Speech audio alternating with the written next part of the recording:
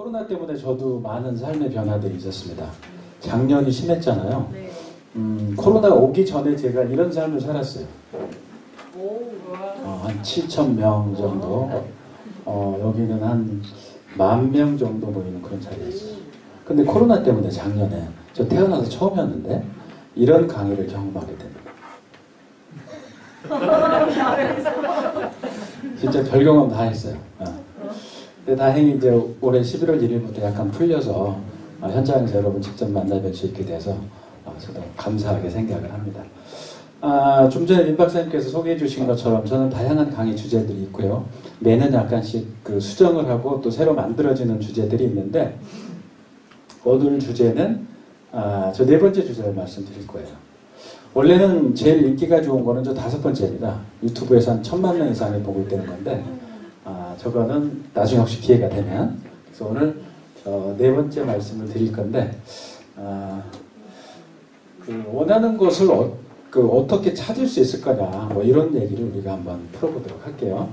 첫 번째는 뭐냐면 원하는 것을 선택을 하려는 거예요. 내가 뭔가를 여러분들이 원하는 거를 얻기 전에 선택을 뭔가를 하려는 거죠. 그럼 뭘 얻을 것이냐를 고민을 한번 해보는데 제가 대학에 나오는 얘기로 오늘 얘기를 좀 풀어볼까 합니다. 대학에 이제 이런 얘기가 나와요. 지지 이후 유정하고 그러니까 머물 곳을 안 이후에 방향을 정하라는 자리에 어디로 네가 목적지가 어디냐 이거죠. 그 다음에 정 이후에 능정하고 그러니까 방향을 정한 다음에 비로소 고요할 수가 있다는 겁니다. 정 이후에 능안하며 그러니까 고요한 다음에 마음이 편안할 수 있다는 거예요. 안 이후에 능려하고 그러니까 편안한 다음에 비로소 생각할 수가 있다는 겁니다. 그리고 생각한 다음에 원하는 것을 머물 곳을 얻을 수 있다. 그래서 오늘 제가 이 얘기를 풀어가기 전에 우리 선생님들께서 과연 내가 최종적으로 원하는 게 뭔지를 한번 오늘 강의를 들으시면서 설정을 해놓는 게 좋고요. 그 설정해서 그 얻는 과정들을 제가 짧게 말씀을 드리도록 하겠습니다. 그럼 뭘 얻을까? 뭘 원할까? 우리 사진들 생각에 한국 사람들이 평균적으로 가장 많이 원하는 게 있어요. 한마디로 딱 하면 당신은 살면서 뭘 제일 원합니까에 제일 많은 비중을 나타내는 답이 있어요. 뭘까요? 건강? 땡. 그렇죠. 돈이에요. 돈. 돈입니다. 아마 대부분이 이런 쪽에 이제 갖고 있을 거예요. 생각들을. 근데 부자가 되는 데는 3가지 방법이 있다고 그래요. 요즘 젊은 친구들 얘기입니다. 자, 한번 채워보시죠. 부자를 만나는 정답이에요. 부자 부모를 만난다. 채워보시죠. 부자 장인. 부자 장인? 비슷해요. 부자 배우자. 맞아요. 부자 배우자를 만난다. 훌륭합니다. 3번째는 내가 부자가 된다. 근데 요즘에 우리 애들이요. 제일 쉽게 생각하는 게 몇 번인지 아세요? 1번. 그렇죠. 근데 1번은 불가능합니다. 자녀는 부모를 선택할 수가 없어요. 그죠? 그래서 애들이 제일 그 다음 쉽게 생각하는 게 2번째인데 이게 방송이 아니니까 우리끼리 솔직하게 얘기하면 이게 웬만해가지고는 부자들하고 결혼하고 싶다. 그 중에 제일 쉬운 게 몇 번째예요? 내가 부자가 되는 정답이에요. 내가 부자가 되는 게 가장 쉽습니다. 오래 사는 건 축복받는 일이라고 하죠. 근데 오래 사는 데는 4가지 리스크가 있다 그래요. 무전장수하는 거고요. 그 다음에 유병장수하는 거고 무업장수하는 거고 그 다음에 독고장수하는 거예요. 근데 이 중에 가장 치명적인 건 혼자 일 없이 아프면서 돈 없이 오래 사는 거예요. 이런 분들이 한국이 OECD 국가 중에 1등이에요. 노인 빈곤율이 1등입니다. 그래서 옛날에 그냥 오래 살면 됐잖아요. 자녀들이 있으니까. 요즘엔 그렇지 않다는 겁니다. 자, 지금 부에 대해서 말씀을 드리는데 토머스 스탠이라는 사람이 진짜 부자들 1,000명을 20년 동안 리서치를 한 거예요. 그래서 이 사람들이 그 일을 선택하게 된 방법을 조사를 했어요. 어떻게 그걸 선택해서 돈을 벌었는지 뭐 이런 과정을 통해서 선택을 했대요. 근데 1등이 뭔지 아세요? 진짜 부자들은 어떻게 그 업을 선택을 했을까?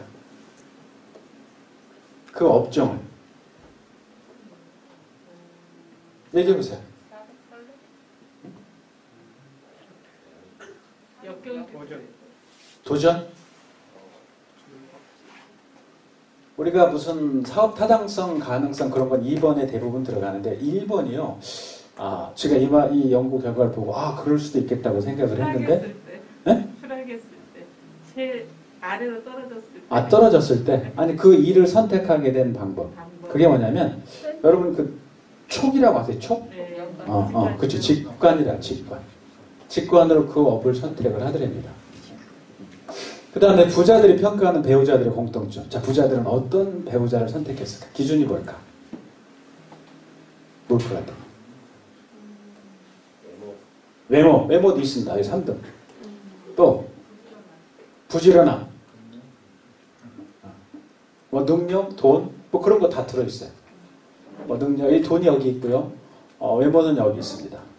그 다음에 책임감. 1등이 뭔지 아세요? 예쁨? 예쁨 3번. 1등이 뭐냐면 진정성이래요. 이런 사람을 진짜 부자들은 배우자로 선택을 하더래요. 일단 본인들의 얘기예요. 자, 다른 사람보다 더 열심히 뭐 하더라? 그렇죠. 일한다요. 배우자가 있고 사람들과 잘 그렇죠. 소통한다. 그렇죠. 이거 못 맞추실 거예요. 전 이거 맞추는 거 못 봤는데. 친절 땡. 공정 땡. 배려 땡. 잔인 땡.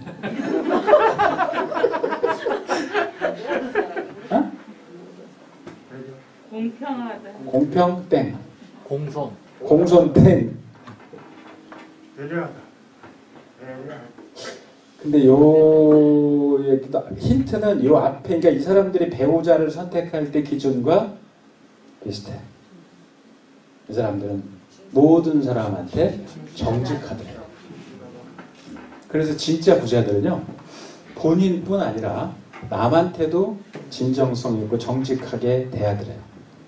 근데 중간에 우리 부를 이룬 사람들 보면 흔히 말하는 졸부들 있잖아요. 졸부들의 부는 오래 유지되지 않아요. 왜? 이게 없어요. 정직하지 않거나 진정하지 않은 부는 오래 유지될 수가 없다는 겁니다. 그래서 정직한 부, 그러니까 오래 유지하려면 진정성 있고 정직한 부를 쌓아야만 그 부가 오래 유지된다는 얘기예요. 자, 그 다음 명예를 선택한 사람들. 난 돈 싫어. 난 오로지 명예야. 이런 사람들 있어요. 저는 명예하면 이 영화 300이 기억이 나요. 보셨죠? 네네. 저는 한 20번은 더 봤던 것 같아요.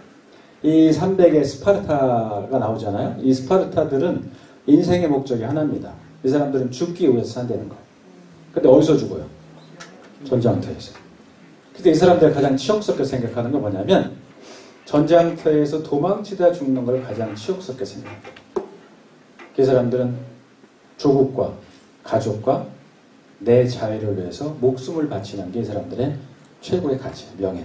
그래서 우리 주변에도 보면 난 돈 관심 없습니다. 근데 난 명예가 있어요. 이런 사람들이 있어요. 삶의 가치가 그분들은 또 명예입니다. 근데 어떤 사람들, 이런 사람들이 있어요.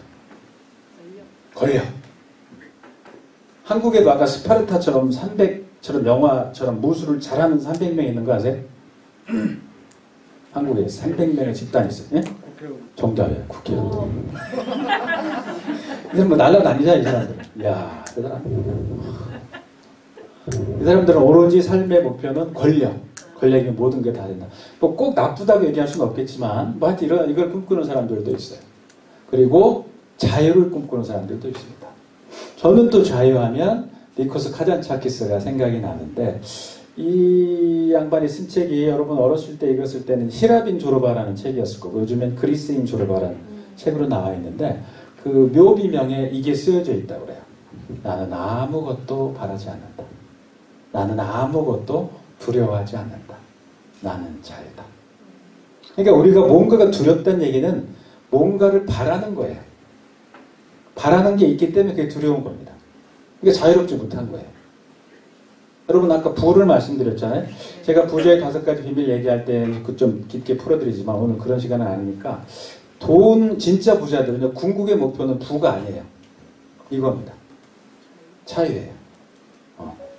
내가 하고 싶을 때 하고 싶은 일을 할 수 있는 자유, 하고 싶지 않을 때 그 일을 안 할 수 있는 자유예요. 돈의 목표는 돈 그 자체가 아니에요. 자유입니다. 그래서 여러분들도 부일 수도 있고 명예일 수도 있고 권력일 수도 있고 자유일 수도 있고 다른 여러 가지일 수도 있어요. 그러면 일단은 여러분들께서 그러면 내가 진짜 원하는 게 뭐냐는 걸 설정을 하려는 거예요. 아까 제가 보여드렸죠. 대학에서 이후 유전이라고 했잖아요. 그러니까 방향을 내가 머물 곳을 안 다음에 방향을 정하라 이래요. 그거 안 하고 얻을 것만 생각하면 나중에 얻었는데 인생이 잘못 사는 거예요. 내가 원하는 게 여기였었거든. 그래서 그 방향점을 잘 잡으라는 게 첫 번째 메시지입니다. 근데 여러분, 여러분이 부나 뭐 명예나 자유나 이런 걸 원했고 평생 그걸 추구하고 살았어요. 내가 얻었어요. 그러면 여러분 지금 여러분 나이에 요 연세에 내가 원하는 걸 설정한 이 목표가 지금부터 시간이 흘렀어요. 20년, 30년 흘렀어요. 그 30년 후에도 오늘을 돌아봤을 때 그때 잡은 목표가 30년 후에도 동일하게 유지가 될까요? 바뀔 수 있을까요? 바뀌죠. 그걸 매슬로우의 욕구 단계에서 설명을 해요. 인간의 욕구는 바뀐다. 바뀔 수밖에 없다. 그래서 이 목표 설정을 하실 때 어떤 그 일정한 시간, 그 시간 넘어서까지 우리가 미리 예측을 하려는 거예요. 그때 목표를 지금 잡은 목표가 20, 30년 후에도 가치 있는 목표인지를 한 번쯤 생각을 하려는 겁니다. 이렇게 흔들흔들한 의자에 앉아가지고 그 목표가 내가 진짜로 원했던 거야? 그래서 소위 말해서 돈을 많이 번 사람들도 인생을 후회하는 게 그때 내가 목표가 단순히 돈을 버는 게 아니었는데라는 후회를 한다는 거예요. 그러니까 깊게 생각을 하면 찾을 수가 없는 거죠. 직장인들한테 만명한테 설문을 했어요. 50대에 할 거라고 후회하는 12가지 후회가 있답니다. 50대. 그러니까 50 넘은 사람들이에요. 네. 뭔 후회를 할까요? 여행 많이 가요. 여행. 또 베풀 걸, 즐길 걸, 참을 걸. 쓰리걸이네. 베풀 걸, 참을 걸, 즐길 걸, 쓰리걸. 그런 얘기들이 있어요. 이런 얘기들 합니다. 능력을 과소평가했고 시키는 일만 했고 퇴직금, 연금이 너무 적어서 힘이 빠졌고 은퇴하고 나니까 정체성이 확립이 안 되더라. 근데 제일 1등 후회가 뭐냐면 재밌어요. 1등 후회가 인생 설계를 못했다는 거예요. 이 은퇴한 사람들이 요즘 대학생들한테도 우리 아이들한테 미래 설계하는 얘기를 하거든요. 그러면 1학년일 때 뭐라고 하냐면 교수님 그거는 초등학교 때나 배우는 거 아닙니까? 이렇게 하는 애들도 있어요. 근데 걔들한테 설계를 실제 해보고 나면 애들이 잘 못해요. 근데 이런 후회를 졸업할 때, 대학 졸업할 때도 제일 많은 후회 1등이 미래 설계를 못했다는 거고 직장을 졸업할 때 제일 큰 후회가 뭐예요? 인생 설계를 못했다는 거예요. 지지 이후 유정을 못한 거예요. 그래서 머물 곳을 늘 찾아야 돼요. 내가 진짜로 머물 마지막 장소가 어디지? 난 무엇을 위해서 살지? 그래서 저는 개인적으로 아까 민 박사님이나 우리 남 총장님 그리고 권 박사님 이런 분들이 너무 존경스럽고 부러운 게 이분들은 인생의 삶에 지내서 인생은 어쨌든 생로병사를 거쳐서 죽게 되거든요. 죽어요. 근데 그때쯤 돼서 인간의 가치는 인생의 마지막을 정리할 때죠. 내가 이 사회에 뭔가 어떤 가치를 남겨놓느냐가 그 사람들의 인생을 평가하는 기준이 될 거라고. 기준이 될 거예요. 그래서 이런 학교를 만들어서 오랫동안 이게 보통 일이 아니거든요. 이게 돈 버는 일이 아니잖아요. 여러분 아시는 것처럼. 어떻게 이게 1박 2일 동안 하루 이틀도 아니고 너무 힘든 일이지. 근데 굉장히 존경해요. 아마 이분들은 나중에도 그런 인생의 어떤 유의미한 그런 느낌을 가질 거라는 생각이 들어요. 그래서 여러분들도 여러분이 어떤 은퇴하기 전에 은퇴하고 나서라도 내가 진정으로 추구하는 가치가 뭔지를 고민을 한 번씩 해볼 필요가 있다. 그래서 이 12가지 후회를 방지하기 위한 4가지 마음이라는 또 얘기를 하는데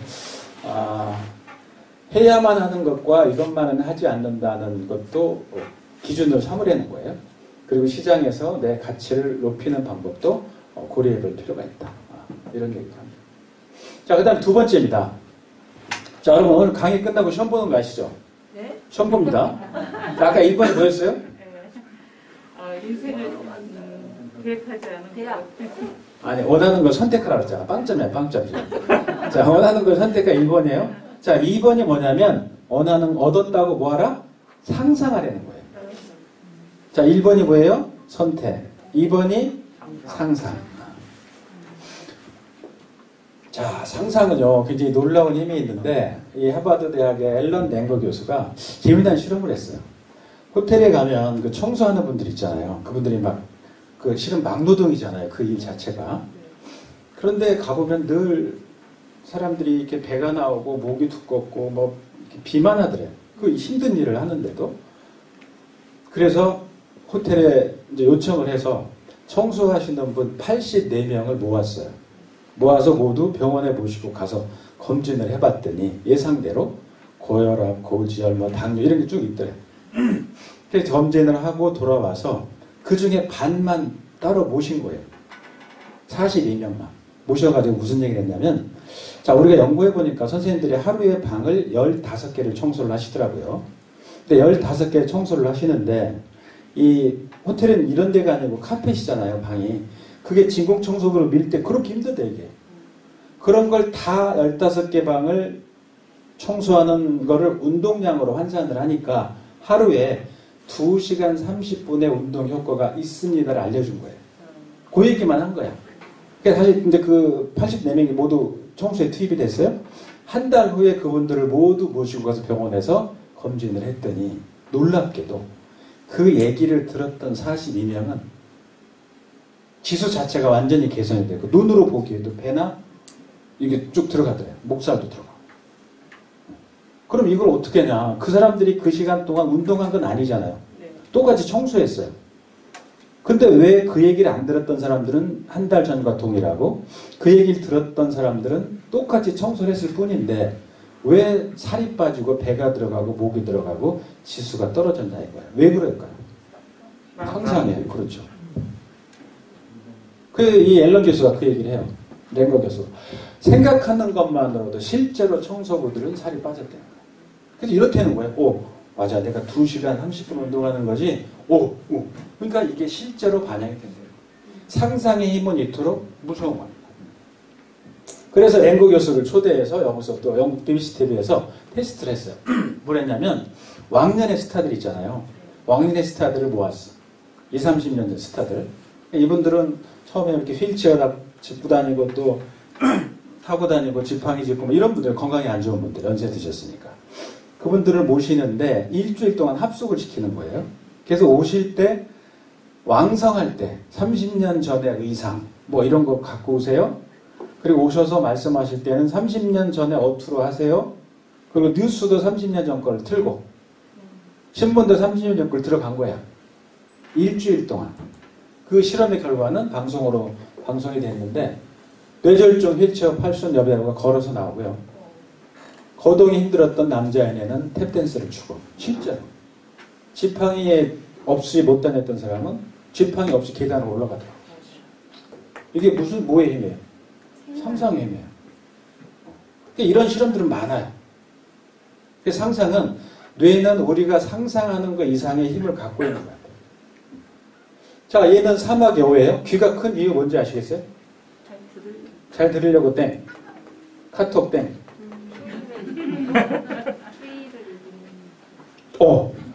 이거는 더위 때문에 그래. 열. 그러니까 이 이집트만 해도 6,000년 전에는 그 사막이 아니었대요. 그 초목지대였대요. 그래서 기후학자들 주장에 의하면 이 세기별로 기후전선이 이렇게 이동한대요. 이렇게 비 내리는 전선이. 근데 이게 북유럽 쪽으로 올라가니까 사막이 되고 이집트는 거기 살던 나무들이 죽은 거예요. 그러니까 애들이 나무 그늘이 없으니까 그 땡볕에 애들도 죽기 시작을 하는데 사막에 오는 살았대. 왜? 얘들이요. 우리도 사우나 가잖아요. 그럼 땀 나죠. 땀을 못 흘리면 사람은 죽어요. 동물은 어쩔 수 없어. 땀을 많이 흘리려면 땀구멍을 늘려야 된대. 땀구멍을 늘리기 제일 쉬웠던 게 귀였다는 거예요. 귀를 키워서 열을 배출하면서 다운시키는 거죠. 근데 이 귀를 키운 건 누가 키웠어요? 자기가 키웠어. 자기의 뭐가? 생각. 그렇죠. 상상. 살고자 하는 상상. 얘는 북극여인 귀가 거의 없죠. 이유가 뭔지 아시겠죠? 상상이에요. 자, 여러분 우리 코 보세요. 코. 우리 콧구멍이 밑으로 나 있죠. 만약에 여러분 콧구멍이 위로 뚫렸으면 어떨까요? 어떨까? 빗물 들어가는 거예요. 근데 빗물 안 들어가면 밑으로 뚫린 거예요. 우리 귀 보세요. 귀가 왜 앞으로 돼 있어요? 들으려고. 자, 위에 보세요. 왜 위가 이렇게 덮여 있어요? 귀에 안 들어가려고. 이걸 우리가 진화라는 표현을 하는데 이걸 모두 만든 게 상상의 힘이라는 거예요.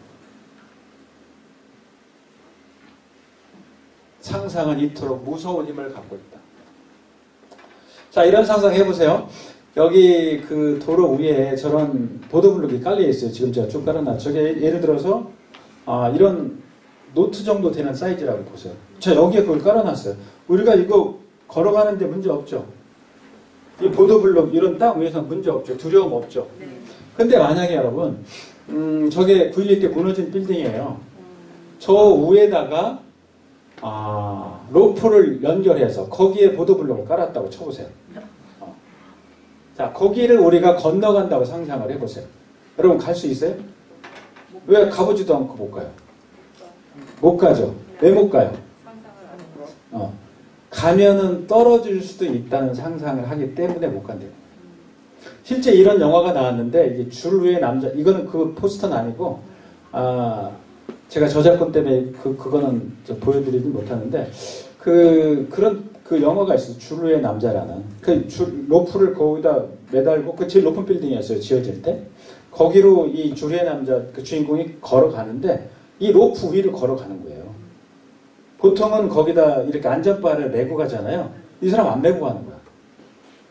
근데 그냥 걷는 게 아니라 가다가 그 줄 위에서 아무것도 없이 거기서 앉아 이렇게 저 위에서 그리고 누워 다시 앉아 그 쇼를 하면서 그걸 걸어가는 거예요. 다시 갔다가 다시 오고. 그래서 아니 왜 줄을 안 맵니까? 그러니까 글쎄요.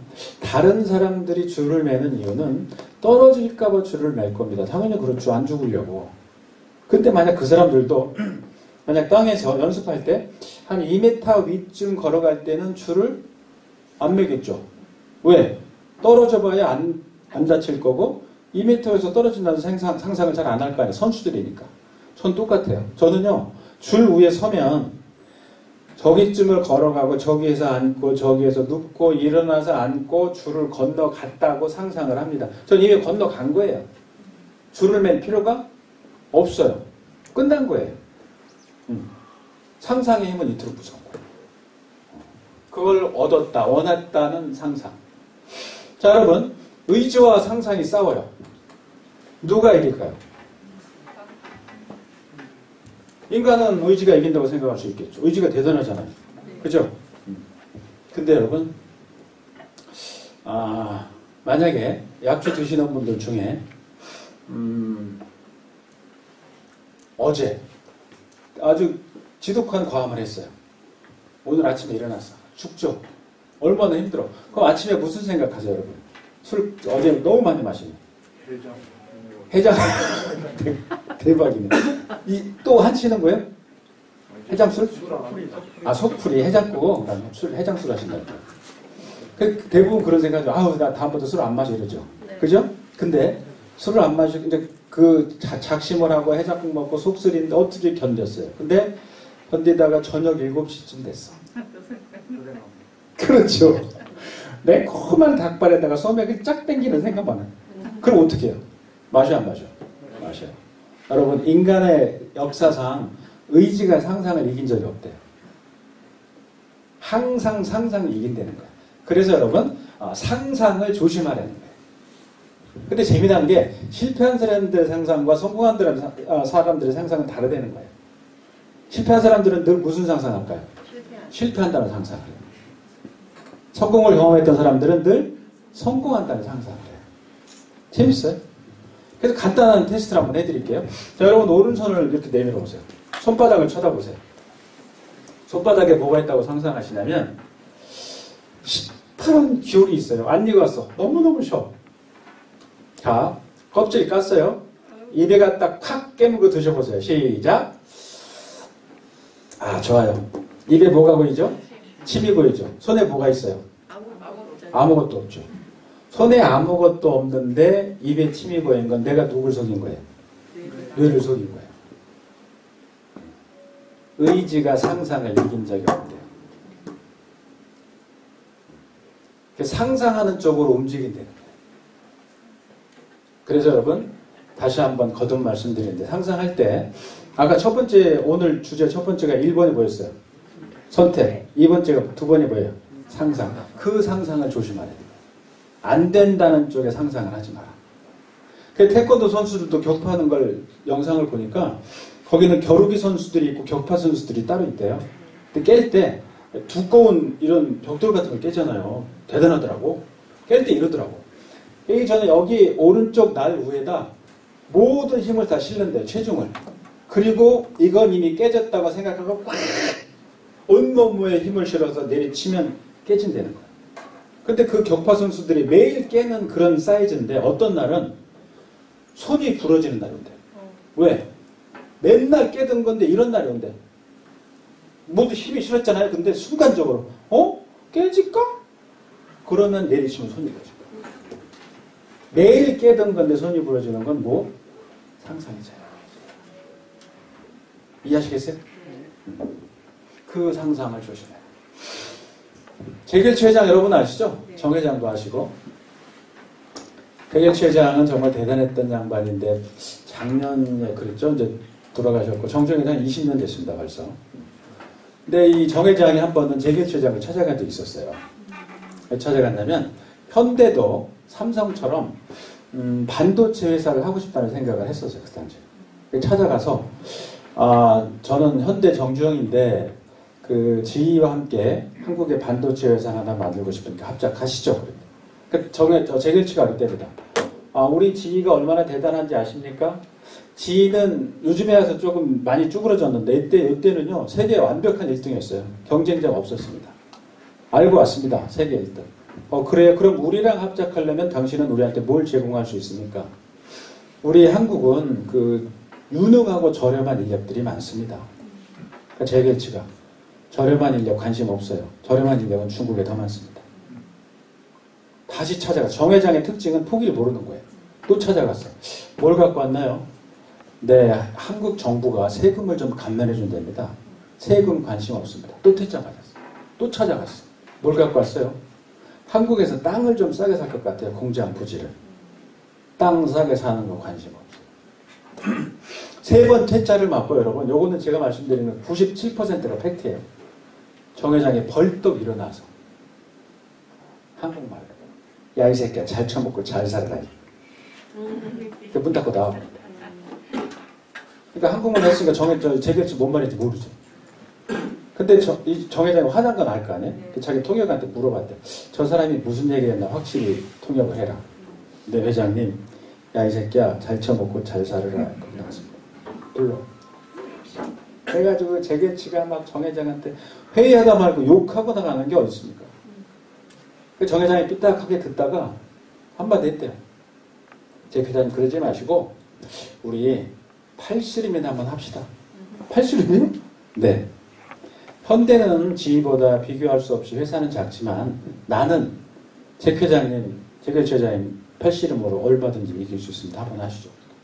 근데 여러분 정확하게 재결치 회장이 정 회장보다 20살이 어려요. 20살 차이야. 그러니까 여러분 어른들 20살 차이는 굉장한 차이예요. 그리고 재결치는 고등학교 때부터 운동선수였어요. 근데 여러분 아시는 것처럼 정 회장은 후리후리합니다. 그러니까 재결치가 볼 때는 한 주먹거리도 아니야. 재결치는 열받았고 합시다 이렇게 돼요. 80m 준비하는데 정 회장이 그랬대요. 재 회장님 그러면 우리 해서 만약 내가 지면 나는 이제 더 이상 회장님 괴롭히러 미국 안 올게요. 근데 만약 제가 이기면 우리 오늘부터 합작합니다. 오케이? 재결치는 이기니까 오케이. 둘이 80만. 그래서 한 방에 이겨버렸대. 누가? 정주영 회장. 여러분 정주영 회장 전직이 뭔지 아세요? 전직. 쌀장. 맞아요. 쌀장사였어요. 쌀집. 그리고 인천에서 막노동했고. 그래서 현대 건설할 때도 직원들하고 뭐 팔씨름하고 씨름은 엄청 많이 했대요. 그래서 이게 한 방에 이기고 나오면서 재결치한테 그랬대요. 회장님, 우리 오늘부터 합작합니다. 오케이? 어쩔 수 없이 오케이. 그렇게 만들어진 회사가 어디냐면 그게 지금 100조가 넘는 회사로 바뀌었어요. 어딘 줄 아세요? 그게 하이닉스예요. 하이닉스입니다. 저 지금도 강원도 쪽으로 이렇게 강의 갈 때 이천에 공장이 있거든요. 네. 거기 지나면서 혼자 이렇게 웃어요. 저거 정 회장께서 팔씨름해서 딴 건데. 제가 이건 정 회장 본인이 하신 말씀에 지금 제가 드리는 얘기는, 그래서 그 얘기를 듣고 제가 이걸 한번 만들어 봤어요. 채워보세요, 여러분. 선 뭐뭐, 후 뭐뭐. 이거 우리가 배워야 될 정신이에요. 뭔가를 얻으려면.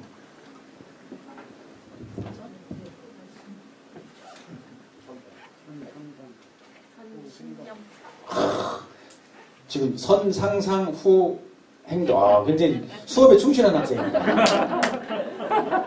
아까 쓰리걸 하신 분이야, 쓰리걸. 충실한 분이야. 또, 군대 갔다 오신 분들 흔히 하는 얘기 있죠. 선조지 후보고. 그죠? 근데 물론 이거는 정답은 아닐 수 있는데 제가 해석하긴 그래요. 여러분 따라서 읽어보세요. 크게.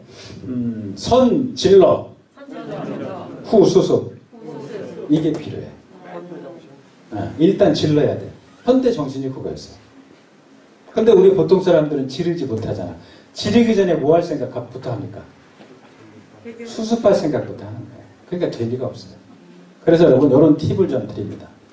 옛날에 월급을 가부로 쓰잖아요. 옛날에는 여기서 말씀드리는 가부는 뭐냐면 내가 지금 지르는 이 일이 그렇지 안 될 거라는 걱정을 가부를 하지 말라는 거예요. 동의하세요? 네. 안 될 거라는 상상하지 말라는 거야. 늘 상상은 의지를 이기니까.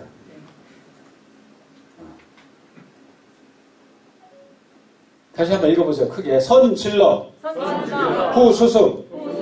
그래서 여러분 오늘부터 어디 가서 건배하실 때도 선, 질러, 후, 수습. 이렇게. 이건 넘어가고. 이거 원래 영상인데 제가 이 컴퓨터, 옆에 컴퓨터로 바뀌는 바람에 영상을 준비를 하기 어려웠어요. 우리 걱정을 많이 하는데 이 조지 힐튼이라는 사람이 걱정을 분석한 걸 보면 걱정의 효과는 4%밖에 없대요. 일어나지 않거나 이미 끝났거나 작거나 내가 바꿀 수 없는 것들이에요. 그러니까 우리는 100가지 고민을 한다면 그 중에 96가지는 의미 없는 고민을 하는 거예요. 그래서 이런 고민할 동안 뭐 해라? 선, 질러. 질러라 이거예요. 일단 질러라.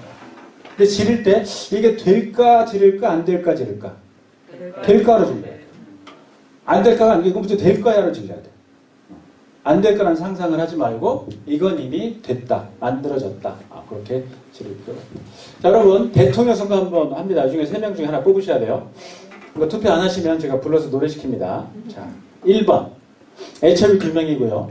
2번은 공직에서 쫓겨난 적이 있었던 사람이고 대학 때 마약을 했더라고요. 그리고 3번은 아주 훌륭하죠. 훈장을 받은 전쟁의 영웅이 됩니다. 자, 혹시 1번 투표하실 분 계세요? 안 계시고, 저 뒤에 한 분 계시네. 오케이. 자, 2번. 안 계시고, 자, 노래 누가 하나 볼게요. 3번. 다 3번이죠? 오케이. 자, 제일 뒤에 투표하신 분 1번입니다. 루즈벨트. 2번은, 처칠이에요. 3번은 저분 빼고 여러분 모두가 투표한 훌륭한 인물이에요. 이런 거를 뭐라고 그래? 편견이라고 그래요. 편견. 그래서 저는 견자를 여러분 원래 견자는 저렇게 써요. 이렇게. 근데 저는 요거 견자로 써요. 개견자. 우리 인간의 마음속엔 2마리의 개가 있다. 그래서 여러분들도 보시면 주변 사람들 중에 이런 사람이 있지 않아요? 쟤는 항상 부정적이야. 있어요? 없어요? 거꾸로 저 친구는 항상 긍정적이야? 있어요. 그걸 의학적인 용어로 이렇게 표현을 합니다. 전에 어떤 할아버지가 이제 주무시다가 깼어요. 허리가 너무 아파서 잠을 못 주무시는 거야. 화장실도 못 가시고. 할머 미안한데 허리에 팥을 좀 붙여줘요. 도저히 잠을 못 자겠어. 할머니도 귀찮긴 한데 더듬더듬 찾아다 할아버지의 허리에 팥을 딱 붙였어요. 그러니까 거뜬히 나으셨고 편히 잘 주무셨대요. 그 다음날 새벽에 할머니가 본인이 할아버지 허리에 붙인 팥을 보고 깜짝 놀랐대요. 이게 붙어있어요. 중국식 스티커 붙였는데 할아버지 허리가 나은 이유가 뭐예요? 파스라고 생각했어요. 그렇죠. 모든 건 어디에 있다? 마음에 있어요. 동의하세요? 네. 동의하시면 박수. 그러니까 모든 건 마음속에 있다는 거예요. 모든 건 마음속에 있다. 여러분들 하루 일과 중에 오늘 기분 좋은 일이 있는 날도 있고 기분 안 좋은 날이 이게 예상되는 날이 있기도 하죠. 그게 아직 오지는 않았어요. 그것 때문에 기분이 바뀌어요. 모든 게 그것 때문에 바뀌는 거예요. 아직 내하고 접촉하지 않았거든. 그 상상 때문에. 모든 건 마음속에 있어요. 그래서 지혜로운 분들은 하루 일어날 일 중에 아주 골치 아픈 일을 제일 먼저 합니다. 그렇지 못한 사람은 그걸 제일 뒤로 미뤄요. 그러니까 그 제일 뒤로 미루는 건 하루 종일 골치 아픈 거야. 지혜로운 사람들은 해결해버리죠. 그 다음부터는 좋은 일만입니다. 이게 에밀 쿠에라는 사람이, 이 사람 원래 약사 출신이에요. 이 사람이 여러분 아까 얘기했던 그 상상의 힘인데, 이 사람은 약사하면서 약보다는 심리치료로 환자를 치료를 많이 했다 그래요. 100년 전 사람입니다. 근데 이 사람이 만든 주문인데 이걸 의외로 이 주문을 아는 사람들이 많더라고. 한번 천천히 생각하면서 읽어보세요. 시작. 나는 날마다 모든 면에서 점점 더 좋아지고 있다. 한 번 더 시작. 나는 날마다 모든 면에서 점점 더 좋아지고 있다. 자, 눈 감고 시작. 나는 날마다 모든 면에서 점점 더 좋아지고 있다. 눈 뜨고 시작. 나는 날마다 모든 면에서 점점 더 좋아지고 있다. 그래서 이런 거 찍어서 걱정 많으실 때, 주무실 때 보는 거예요, 이렇게. 일어나셔서 제일 먼저 보시고. 그러니까 어제보다 오늘이 나아지는 거죠. 얼마나 기대가 되고 행복해요. 이게 다 뭐냐? 상상의 힘이에요. 상상의 힘. 자, 1번이 선택이었고 2번이 상상이었어요. 그 다음에 세 번째입니다. 세 번째는 뭐냐면 행동을 해야 돼요. 내가 원하는 걸 얻기 위해서는. 근데 보통 사람들은요, 저 두 번째까지 잘합니다. 당신이 원하는 게 뭐예요? 난 돈입니다. 그 돈 벌어서 뭐 하려고요? 상상을 잘해. 그 돈으로 뭐 할지. 근데 거기서 끝나. 그러니까 이루어지지 않는 거예요. 세 번째는 뭐냐면 얻기 위해서는 행동을 해야 돼. 그걸 얻기 위한 구체적인 행동. 빅터 보름이라는 교수가 그 기대이론이라는 걸 주장을 했는데 인간의 행동 원리를 밝히는 간단한 공식이에요. 자, 여러분은 어떤 뭔가를 원하는 게 있잖아요. 저도 그렇고. 아이들이 좋은 회사에 취직하려면 학생들이 취직하기 전에 뭘 해야 돼요? 공부를 잘해서 좋은 학점을 따야 돼. 그러니까 저는 보상을 받으려면 반드시 성과가 있어야 돼. 그럼 아이들이 학점을 잘 받으려면 모든 애들이 갖고 있는 소망이긴 한데 어떤 아이들이 성적을 잘 받을 수 있어요? 공부를 열심히 하는 애야. 그런 노력이 필요한 거예요. 노력하여서 성과를 만들어낼 때는 어떤 기대감 때문에 하는 거예요. 성과가 보상으로 연결될 때는 어떤 수단성입니다. 근데 여기서 재미난 건 또 보상의 결과가 반드시 유인가가 있어야 돼. 그러니까 매력적이어야 돼. 매력적이지 않는 여러분이 보상을 원한다면 열심히 하지 않겠죠. 네. 이해하시겠어요? 그래서 매력적인, 아까 말씀드린 것처럼 처음에 지지 이후 뭐라 그랬어요? 유정. 그러니까 내가 머물 곳을 안다는 방향을 정해야 되니까 여러분이 가장 인생의 매력적인 목표가 뭔지를 설정을 하라 이거예요. 그래야 그걸 위해서 여러분이 얻기 위해서 행동을 한다는 겁니다. 이거는 여러분도 마찬가지고 여러분 직원들도 똑같아요. 자녀도 똑같아요. 그래서 이런 동기화가 돼 있어야 고단하고 힘든 걸 넘어갈 수가 있다는 거예요. 이게 안 돼 있으면 중도에 포기해버리죠. 명쾌한 꿈이 없는 사람은 중도에 포기하는 거예요. 명쾌하지 않으니까. 그래서 이 동기 이론에 의하면 유인과 수단성, 기대감이 모두 곱하기라는 게 의미가 있어요. 저 중에 하나만 제로면 빵점입니다. 이 동기는 제로예요. 그러니까 보상이 별로 신통치 않다 그러면 여러분 성과를 안 내려고 그러겠죠. 성과가 잘 안 나오려면 어떻게 노력을 안 하겠지. 그래서 이 세 개가 모두 곱하기가 될 때 동기는 부여가 된다는 이론이에요. 그래서 동기를 자극하는 세 가지 방법은 첫째 기대감을 높이라는 얘기죠. 그리고 수단성, 여러분이 어떤 약속을 했으면 반드시 지키려는 거고, 세 번째는 결과에 대한 유인가를 높이려는 거예요. 여러분 자신도 그렇고 여러분 구성원들 또는 부하 직원들, 자녀분들도 그 목표에 대한 명확한 위임가가 있어야 된다. 그래서 명확한 그거 있을 때 비로소 우리는 뭐를 한다? 행동을 한다는 거예요. 그래서 이 얘기를 좀 해드릴게요. 여러분 이 영화 보신 분 계세요? 손 들어보세요. 심각하네. 오늘 또 3분밖에 없네. 왜 그러냐면 여러분 이 영화를 안 보시면 제가 이 영화 얘기 다 할 거거든요. 그럼 어차피 제가 영화 배우 버전을 해야 되거든요. 심각하다. 자, 근데 이 영리는 그 뜻이 용의 비늘 중에 이렇게 목 밑에 거꾸로 난 비늘이 하나가 있대요. 그래서 그걸 건드린 자는 다 죽인답니다. 이 용은. 근데 왕들은 용의 비유를 했었잖아요. 그래서 그 만들어진 영린인데 여러분 영화는 안 보셨지만 저 주인공이 누군지는 아시죠? 맞아요. 현빈이에요. 현빈이 정조로 나옵니다. 오른쪽은 정조를 살리려는 사람들이에요. 제일 오른쪽에 있는 분이 정조의 어머니 해경궁 홍씨고 이 사람은 경호대장이야. 홍구경이. 이 사람은 정조의 내관. 왼쪽은 죽이려는 자들인데 이 여자는 정조의 할머니예요. 어려 보이죠? 정조랑 7살 차이인데 정조 할아버지랑 이 여자 나이 차이가 51세입니다. 이 여자가 15살 때 결혼을 했어요. 이게 그 유명한 정순왕후이고 나중까지 정조의 죽음과 연관이 있는 여자입니다. 자, 여자는 아주 흉악한 자예요. 어린 애들을 잡아다가 이 사람 죽이는 일을 시키는 자예요. 그래서 얘도 원래는 저자가 잡아다 어렸을 때 사람 죽이는 훈련을 시킨 다음에 내시를 만들어. 정조한테 보내. 그 메시지는 뭐냐면 내가 신호하면 정조를 죽여라. 여자도 여자가 만든 자, 어렸을 때 키워서 만든 자예요. 조선에서 제일 칼을 잘 쓰는 자인데 실제로 정조를 죽이러 궁으로 들어갑니다. 영화는 그렇게 시작이 돼요. 정조의 할아버지였던 영조는 대단히 좀 이때요. 82년을 살았어요. 82년. 근데 영조한테 좀 아쉬운 점이 첫째 아들이 9살 때 죽어요. 효장세자가. 그리고 둘째가 그로부터 7년 후에 태어납니다. 여러분이 너무 잘 아시는 사도세자가 나오는 거예요. 그 사도도 여러분이 아시는 것처럼 뒤주에서 죽잖아. 근데 그 죽고 나서 영조한테는 더 이상 아들이 없었고 왕위를 주려면 얘밖에 없는 거예요. 근데 손주한테 왕위를 주려니까 그 당시 노론 이자들이 완전히 들고 일어납니다. 왜 그러냐면 여러분 역사 시간에 배운 건데 사도를 죽인 건 영주의 뜻은 아니었어요. 할아버지 뜻, 아버지 뜻이 아니고 노론들이 밀고 갔기 때문에 죽인 거야. 어쩔 수 없이.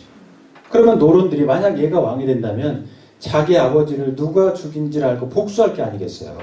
그러니까 복수할까 봐 말렸던 거고 영조는 대안이 없으니까 얘를 대리청정시킨 다음에 죽어요. 얘는 왕이 돼. 근데 그 당시 상황들을 보면요. 우리가 흔히 왕조시대에 있을 수 없는 일이 이때 일어났는데 신하들이, 노론 이자들이 임금한테 호통을 쳐요. 공부하는 그 경연장에서. 근데 그때 정조가, 여러분 중용이라는 책 아시죠? 중용 23장을 영화에서 얘기하는데 그거 들으면 한번 들어보세요. 고 박사님 여기 영상 클릭을 해줘요. 이거 안 넘어갈 것 같아. 잠깐만요. 넘어가나? 안 넘어갈 것 같아.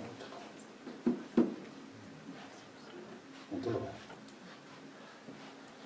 그럼 여기 위에 로부터 경연은 제왕의 학습을 위해 대소 신료들이 경영관이 되어 마련하는 혹시 불 좀 꺼주시겠어요? 불. 허나 전하께서 중간에, 본령 시기부터는 동궐의 규장각을 짓고 어린 문신들에게만 매질하시니 전통이 가벼이 될까 염려되옵니다. 군주는 등치자이면서 또한 학문의 스승 역할을 하여 군사가 되어라 가르친가. 그대들 노론의 당수요. 나의 세성궁 스승이었던 모 김중수가 아니오. 어찌 문제가 된단 말이오. 낮은 것들을 상대하시며 굳은 말은 듣지 않으시고 귀에 좋은 말만 들으신다면 제왕의 도리가 아니옵니다. 말미 통찰이 되고 통찰이 실천이 되어야 학문의 완성이오. 과인이 도둔하고 부덕하여 아직 학문의 완성을 논할 단계는 아니지만 제왕의 경연, 그 요체는 실천으로 이어지는 학문이 되어야 하지 않겠소? 그러기 위해서는 먼저 배우셔야 하옵니다. 배워야지요. 헌데 가르치는 경영관들이 나태하다면 문제가 되지 않겠어. 무슨 연유로 저희가 나태하다 하십니까? 조강, 주강, 석강, 삼시강 경연 때마다 앵무새처럼 사서와 오경만을 고집하고 있어. 실천과 실용으로 이어지는 실제는 경연에 올라오질 않지 않소. 우선은 기본입니다. 이 말씀은 듣고 또 듣고 깨우치고 또 깨우쳐도 모자랍니다. 그 기본 얼마나 알고 있어?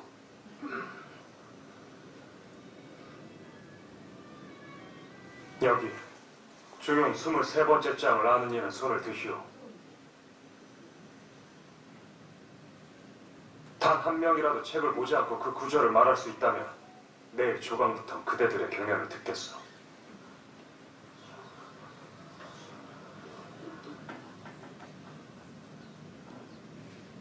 그대들이 그리 중히 여기는 옛 말씀을 그대들은 얼마나 듣고 또 듣고 깨우치고 또 깨우쳤는지 다 외우고 있는 자 손을 드시오.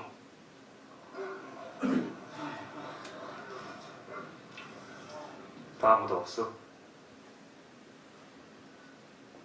상책은? 혹시 상책은 아는가?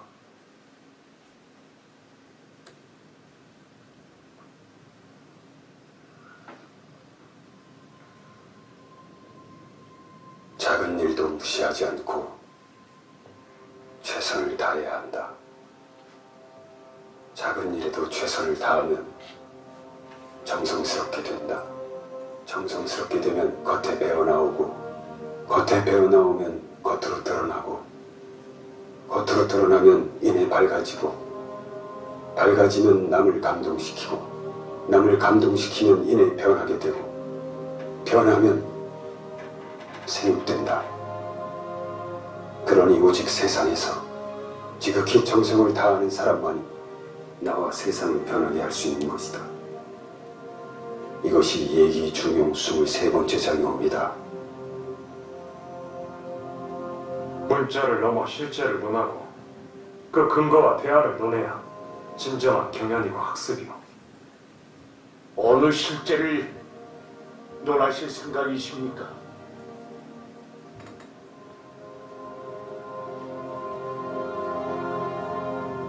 지금부터 사흘간 경연을 폐하겠소. 오늘 이 자리에 참석한 인원은 단 한 명도 빼놓지 않고 사흘 안으로 서울 호통과 노위 면천에 관한 실제와 근거를 준비해 오시오. 전하, 어찌 서울과 노비를 신성한 국왕의 경연장에 올린단 말씀입니까? 통촉하여 주시옵소서.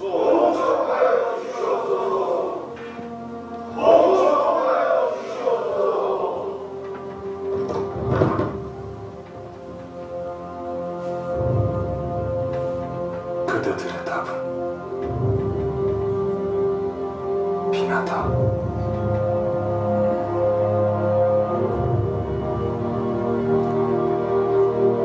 조명전, 네. 멋있죠?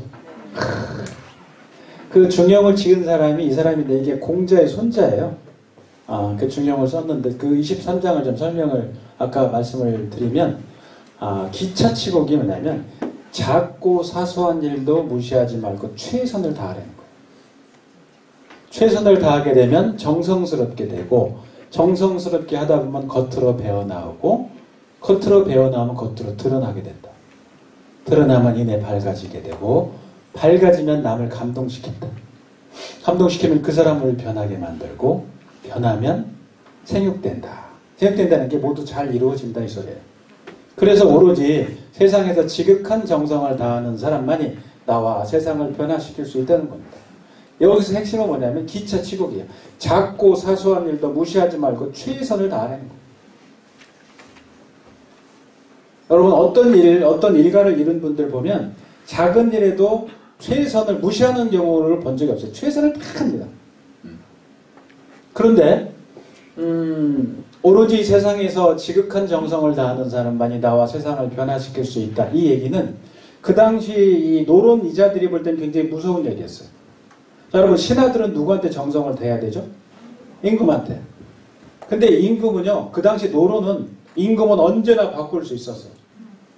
여러분이 아시는 것처럼 이 영조, 정조 할아버지 영조도 신분상 왕이 될 수 없었어요. 근데 그 영조를 왕으로 만들어준 게 노론의 힘이야. 그 정도로 노론이 대단했어. 근데 그 대단한 노론이 얘가 왕이 되는 거 못 막았잖아요. 근데 정조가 왕이 돼서 무슨 얘기를 했냐면 첫날 일성이 취임사 일성이 뭐냐면 나는 사도세자의 아들이다 이러고 그랬어. 이게 무슨 얘기냐면 니들이 우리 아버지 죽였지 이 소리였어. 그래서 이 노론이자들이 긴급 회의를 소집합니다. 그 얘기를 듣고 그날. 그래서 어떻게 했냐면 정조를 죽이기로 합의를 해. 그래서 아까 사진에 나왔던 조선에서 제일 칼을 잘 쓰는 자 있잖아요. 그 자가 정조를 죽이러 들어가는데 조선 왕 27명 중에 여러분 자객이 왕이 자는 조년가까지 들어갔던 건 딱 한 번 있었어요. 이날. 실제 죽이러 들어갑니다. 두 번째는 군대가 들어갔는데 그 당시 노론의 핵심 부장인데 구선복 장군이라는 자였어요. 이 자가 요즘 말로 하면 수도방위 사령관쯤 되는 자야. 어영청이라는 그 대장이었는데 그 두 팀이 정조를 죽이러 들어가는 거예요. 그날 역사의 기록에 보면 1777년도 7월 28일 날. 그러니까 정조를 죽이는 24시간의 실화를 영화로 만든 게 이거예요. 이건 실화입니다. 일부 각색된 것 빼고는 실화예요. 근데 그 정조가 죽기 2시간 전에 그 사실을 알아요. 이제 난 죽는구나. 그러니까 왕이지만 힘이 없었어요. 왕은 장군을 통해서 병사를 지휘하잖아요. 장군이 다 노릇놈들이니까 그 다음에 도망갈 수도 없었어요. 그 당시 이 정조 상황에. 그리고 이때는 어머니는 아까 그 할머니 정순왕한테 잡혀서 죽기 직전. 그러니까 아들도 죽고 엄마도 죽는 그런 상황이었어요. 그러다 죽기 2시간 전에 야심한 밤에 결심을 합니다. 어떻게 하냐면 자기 그 경호대장 아까 봤던 홍구경이 있잖아요. 그 홍구경이하고 몇 명만 데리고 말을 타고 쫓아가. 누구한테? 자기를 죽이러 오는 구선복 장군한테 쫓아가는 거예요. 갔더니 진짜 구장군이 수방사를 다 끌고 궁으로 쳐들어오는 거예요. 그 정조를 보고 깜짝 놀라지 구장군. 그래서 구장군이 그래 그 자기 부하장군한테 야 가서 저놈을 죽여라. 저놈이 정조야. 그래서 부하장군이 가서 정조를 죽이려고 말을 타고 가서 칼을 뽑아요. 정조를 죽이려고. 근데 정조가 그놈을 한 칼에 목을 날려버려. 여러분 임금들은 무술에 능하지 못하잖아요. 근데 정조는 예외였어요. 정조는요. 제가 볼 땐 가장 드라마틱한 인생을 사는 인물인데 아버지가 뒤지에서 죽는 걸 눈으로 본 나이가 11살 때였어요. 정조실록에 보면 그런 얘기가 나와요. 나는 저들로부터 죽지 않겠다. 저들이 누구예요? 노론이요. 그래서 실제 어렸을 때도 그랬대. 그러니까 여기에다 모래주머니 차고 다니면서 훈련을 하고요. 칼과 활은 당할 자가 없을 정도로 무술에 등했다. 그래서 그때 기록에 보면 그 무장들이 관역을 만들어 놓고 활을 쏘면 50발을 쏘면 25발 정도 관역에 맞추면 합격이에요. 근데 정조는 50발을 쏘는데 49발이 관역에 명중을 하고 한 발만 다른 쪽으로 툭 쏜대. 왜? 활이란 안전함이란 없지 하고. 그러니까 이 칼과 활은 당할 자가 없는 거예요. 그래서 목을 날리고 말을 뚜벅뚜벅 몰아서 이제 구선복 장군한테 가는 거예요. 구선복도 말 타고 있고 정조도 말 타고 있는 거예요. 여러분들이 영화를 안 보셨기 때문에 제가 지금부터 영화 배우 버전으로 구장군 내가 네 목숨을 살려주마. 그러니까 구장군이 낄낄거리고 웃어요. 살려주기로 하면 누가 살려줘야 돼? 그렇죠. 내가 널 살려줘야지. 웃어. 구장군 네가 할마마마와 밀통을 해서 나를 죽이려 했더니 모든 영모의 흉계를 내가 너 하나만은 용서를 해주마. 그 조금 아까 목을 쳤던 칼 있잖아요. 그걸 구장군한테 쫙 던져. 쫙 날아가서 영화에 보면 구장군의 말 앞에 땅에 딱 박히는데 영화에서는 그냥 안 박혀. 떨어. 구장군 그 검에 묻은 피를 봐라. 그것이 너희들이 원하는 새로운 세상이냐? 그 검은 임금의 보검이야. 구장군 그대는 그 검으로 지금 나를 뵐 텐가? 아니면 내 검이 될 때입니다. 제가 영화에서 그 대사를 듣는데요. 막 소름이 쭉 올라오더라고. 근데 여러분 그때 구장군은 정조를 뵀을까요? 정조의 검이 됐을까요? 검이 됐지. 그래서 그 1777년도가 정유년이에요. 정유역변은 그래서 실패를 하는 거예요. 근데 저는 개인적으로 너무나 궁금한 게 하나 있었어요. 그 당시 구장군은 전권을 쥐고 있는 최고의 무장이었어요. 노론의 핵심이었고 왕도 어떻게 잘 못해. 근데 그 구장군이 정조를 죽이는 건 일도 아니야. 근데 왜 안 죽였을까 너무 궁금했어요. 그래서 동료 교수들한테 물어봤어요. 역사과 교수들한테. 그때 왜 구장군은 정조를 안 죽였냐. 근데 걔들도 잘 모르겠대. 근데 저 궁금하면 못 참거든요. 제가 너무 궁금해서 구선복 장군을 만났어요. 꿈에 나오더라고. 여러분 못 믿는 것 같은데 지금? 꿈에 물었죠 제가. 구장군, 그대는 어찌하여 그날 정조를 죽이지 않고 정조의 검이 됐어? 그랬더니 그자가 네 성교수님. 인사 쓰면 깍듯하더라고. 그날 만약에요 정조가 저한테 와서 구장군 나를 좀 제발 살려주시오. 그랬더라면 전 정조를 죽였을 거예요. 합의된 겁니다. 이게 끝났어요. 그런데 교수님 다 끝난 정조가 두 팀이 들어가서 자기를 죽이는 걸 알고 있는 정조가 포기하지 않고 저한테 찾아와서 임금의 복음을 주면서 이 검으로 나를 베든 내 검이 되든 판단은 네가 하라는 소리를 듣고 이 사람은 진짜 대단하구나. 어떻게 이럴 수 있지? 다 끝났는데? 이 사람은 정말 끝까지 혼신을 다하는 참되고 성실한 마음이 있구나 하는 걸 느꼈다는 거예요. 그 얘기 구장군이 저한테 하더라니까. 꿈에서? 여러분 못 믿는 것 같아 지금. 네? 박사님 못 믿죠 지금? 믿어요 확실히? 오케이. 근데 여러분 혼신의 힘을 다하는 참되고 성실한 마음이 무슨 뜻인지 혹시 아세요? 저는 여러분한테 그 고백을 하면 제가 요거 강의안을 만든 게 MBC에서 요청해서 만든 건데 요걸 만들기 전까지는 이게 그 뜻인 줄 모르고 썼어요 제가. 그게 뭐냐? 정성이란 뜻이야. 정성에 이런 뜻이 있더라니까. 그래서 여러분, 여러분이나 저나 우리가 원하는 게 있어요. 인생에 목적지가 있잖아요. 원하는 게 있단 말이죠. 그걸 아직 못 얻었어요. 그러면 한마디로 얘기하면 여러분이나 저한테 뭐가 부족한 거예요? 정성이 부족한 거예요. 뭔가를 이룬 사람들 보세요. 그 사람들한테 빠짐없이 발견되는 게 뭔지 아세요? 정성이에요. 기차 치고기야. 작고 사소한 걸 무시하지 않는 거예요. 동의하십니까? 네. 그럼 동의하시면 쓰는 것보다 더 중요한 건 박수 치는 거예요. 그래서 이 얘기를 여러분 자녀분들한테도 직원들한테도 꼭 전해주세요. 매사에 정성을 다해라. 정성을 다해라. 혼신의 힘을 다하는 참되고 성실한 마음을 가져라. 나중에 여러분 정조가 이제 다시 왕권을 잡고 역적들을 다 나중에 이제 처단을 하는데 실제 정조 노론의 핵심이 누구냐면 정조 어머니 아까 그 해경궁 홍씨의 친정아버지와 그러니까 작은아버지가 노론의 핵심이에요. 그자들이 사위를 죽인 거예요. 사도를. 그리고 그자들이 손주를 죽이려고 했던 거야. 그 중에 홍봉안이가 아버지고 홍인안이가 작은아버지예요. 그게 얼마나 그 치를 떨겠어 이 정조가 어머니의 작은아버지 때문에. 근데 정조실록에 보면 이런 얘기가 나와요. 좀 리얼한 얘기지만 그대로 말씀을 드리면, 그러니까 홍인안이 역적하고 아까 구선복이 있죠? 그 정조편에 돌아선 구선복이를 둘이 빗대하는 이런 얘기가 나와.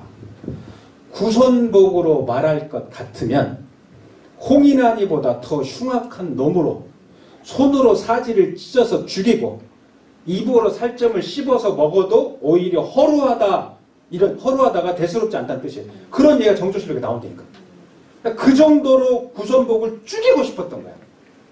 근데 정조가 어떻게 했어요? 찾아간 거야. 그때 안 갔더라면 정조는 죽었고 왕만 바뀌었겠지. 그래서 여러분도 이 얘기를 들으시면서 오늘 주제가 원하는 걸 얻는 거잖아요. 여러분이 원하는 걸 얻으려면 거쳐야 되는 과정들이 있어요. 이제 지점들을 지나야 돼. 그럼 여러분이 어디 가다가 저게 막혀 있어. 저 사람이 나한테, 저 회사가 나한테 사인을 해줘서 계약이 돼야 되는데 아직 못 하고 있단 말이지. 여러분 가다 몇 번 가다 안 되면 안 가죠. 자존심 상해서 안 가잖아요. 그때 생각하세요. 그때 정주의 심정을. 정주는 자존심 정도가 아니라 목숨을 걸고 거길 가는 거예요. 그러니까 사는 거거든. 여러분도 혹시 뭔가를 얻고자 하는데 지금 걸려 있다고 하면 그 선을 못 넘고 있다 그러면 정주의 얘기를 기억하세요. 그럼에도 불구하고 정주를 찾아갔던 거예요. 거기서 우리는 정성을 느낄 수가 있는 거고 원하는 게 있다면 정성을 다해서 행동을 해라. 동의하십니까? 네. 그래서 여러분들이 뭘 원하는지는 제가 개인적으로 여러분하고 지금 말할 수 있는 시간은 아니기 때문에 모르겠지만 여러분들이 정말로 원하는 게 뭐가 있다면 정성을 다해서 한번 해봐요. 정성은 거짓 때문에 없어요. 없어야 되고.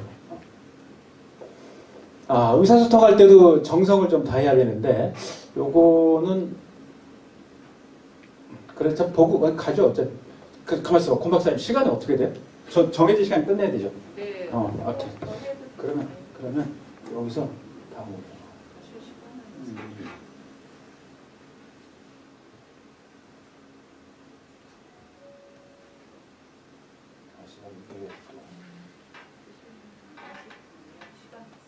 그죠? 좀만 더 할게. 마지막.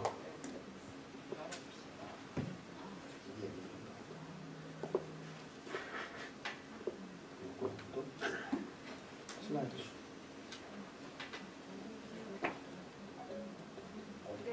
이거? 켜져봐요. 자, 이제 마지막입니다. 아까 제가 우리 컴퓨터가 문제가 있어서 약간 시간을 좀 부족하네요. 자, 선택하고 상상을 하고 행동했으면 그 다음에 네 번째는 뭐냐면 자, 우리가 뭐를 원해서 행동한다고 바로 얻어지는 건 아닐 수 있죠. 그럼 뭘 것 같아요, 마지막은? 기다리는 거예요. 맞아요. 그게 이제 인내하는 겁니다. 저는 강의 주제가 있지만 듣는 분들에 따라서 주제를 계속 내용들을 바꿔오는데 오늘 여러분한테는 익숙한 주제를 하나 아시는 분들이 있을 거예요. 제가 전에 보고 야 이거 정말 놀라운 일이다 라서 얻은 건데 슈퍼포드나무 들어보셨어요? 안 들어보셨어요? 이게 원래 영상도 준비되어 있는데 오늘은 돌아가진 않는데 안 들어갈 거예요. 돌아가네? 보세요. 500개가 되는데요. 믿어주시나요? 전북 고창에 실제로 이런 포도나무가 있는데요. 농부는 이 나무를 마치 자식처럼 대하면서 나무가 원하는 대로 자라도록 돕고 있다고 합니다. 백종규 기자가 보도합니다. 눈부신 가을 햇살 아래 탐스러운 포도가 주렁주렁 열려 있습니다. 끝이 보이지 않을 정도로 많은데 농장 주인은 3,500송이가 넘는다고 주장합니다. 모두 한 나무에서 열린 포도입니다. 나무 한 그루에 이처럼 많은 포도가 열린 것은 세계적으로도 드문 일입니다. 내가 놀래요. 해마다 놀라는 거지만 당연히 3,500송이, 내년에 4,000송이 될 것 같아요. 그런데 어떻게 보면 경이롭잖아요, 이게. 옆에서 최대한대로 노력을 하지만 이 나무 자체가 너무 경이로운 거예요. 슈퍼포도는 농약을 사용하지 않고 철저하게 유기농으로 재배했습니다. 비료나 가축 분뇨가 섞인 퇴비도 사용하지 않고 미생물과 벌레가 사는 자연 그대로의 환경을 최대한 유지하고 있습니다. 이 슈퍼포도나무는 12년 전에 심은 것인데요. 나무 한 그루가 가지를 뻗어 무려 1000제곱미터의 비닐하우스 공간을 차지하고 있습니다. 나무를 껴안고 잠을 자기도 했다는 농장주는 포도나무를 마치 자식처럼 대하고 있습니다. 나무가 원하는 대로 자랄 수 있게 정성을 다하고 있습니다. 전라북도는 슈퍼포도나무와 그 재배법을 널리 알리도록 지원하기로 했습니다. 권 박사님도 처음 들어보세요? 그래요? 포도나무 하나가 이렇대요. 그래서 이 넓이가요, 이 하나가 축구장 4분의 1 정도 된답니다. 그리고 16년도에 3,500, 17년도에 4,000, 18년도에 4,500송이가 열렸다. 여기서 제가 주목하는 건, 저는 이런 기법은 모르잖아요. 근데 제가 이분한테 배우고 싶은 게 이거 있어요. 뭐냐면, 이분이 인터뷰할 때 이 얘기를 하더라고. 그러니까, 좀 한 1m 정도 떨어져서 물을 준대요. 근데 더 시들거리죠. 그럼 더 떨어져서 준대요. 우리는 어떻게 해줘? 가까이 주죠. 멀리 준대요. 그러니까 애들이 생존하기 위해서 생존 본능을 스스로 확장시켰다는 거예요. 근데 기다려주는 거야. 왜? 힘들게 하는 거지. 이해하시겠죠? 네. 그래서 굉장히 독창적인 방법을 하셨더라고요. 저 같은 1m 주면 시들거리면 더 안쪽에다 저를 많이 줄 텐데 이 양반은 점점 바깥쪽에다 줬다는 거죠. 니체가 이런 얘기를 합니다. 나를 죽이지 않는 것은 나를 더 강하게 만든다. 어떤 시련 때문에 많은 사람들이 힘들어하는 경우도 많이 있죠. 근데 여러분이 그런 시련을 견디기만 하면, 물론 그 시련 때문에 무너지는 사람들도 많이 있어요. 견디기만 하면 그게 오히려 나를 더 강하게 만드는 건 맞는 것 같아요. 그래서 오늘 이렇게 4가지, 여러분 다 모르시면 제가 시험을 한번 보고 시간이 없지만, 자, 첫 번째 뭐예요? 두 번째, 세 번째, 마지막, 네. 이렇게 4가지를 말씀을 드렸고, 이건 아까 민 박사님 말씀 주신 건데, 제가 그 플랫폼을 하나 만들었어요. 강의 플랫폼인데, 여기 들어가서 보시면, 물론 한 강좌 빼고는 유료입니다. 보시면 여러분이 활용할 수 있는 내용들이 많이 있을 거예요. 제 강의는 여기까지 하고, 혹시 한 분 있으면 한 분만 질문 있으면 받겠습니다. 제 강의는 질문이 없습니다. 감사합니다.